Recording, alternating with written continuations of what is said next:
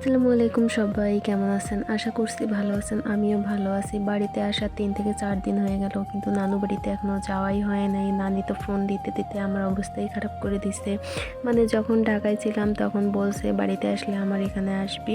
মানে সবাই বুকিং দিয়ে রাখে যে কার বাড়িতে কয়দিন থাকবো আর কি। এই তো আমি আমার ভাইরা মিলে সবাই নানুর বাড়িতে যাচ্ছি, আর রাস্তা দিয়ে ফেরিওয়ালা যাচ্ছিল, আমি ভিডিও করে নিলাম। গাড়িতে উঠছি, উঠে একটু একটু করে ভিডিও করে নিচ্ছিলাম। আমি ভিডিও করে নিচ্ছিলাম আর সবাই আমার দিকে তাকাচ্ছিল। আর এই তো গাড়িতে উঠে যাচ্ছি ভুম ভুম করে নানু বাড়িতে। তো দেখতে দেখতে আমি নানু বাড়িতে চলে আসলাম। রাত হয়ে গেছে আর আমি আর সবাই মিলে এখানে গল্প করতেছিলাম। সে ভাত খাচ্ছিল ওর বোনের হাতে, আর মামিরা বসে বসে এখানে গল্প করতেছিল আর রান্না করতেছিল। আমি একটু একটু করে ভিডিও করে নিচ্ছিলাম। এরপর দিন সকালে দেখেন ঝুনুন কিভাবে নাচতেছিল, আমাকে বলতেছিল আপু তুমি গান গাও আর আমি নাচি।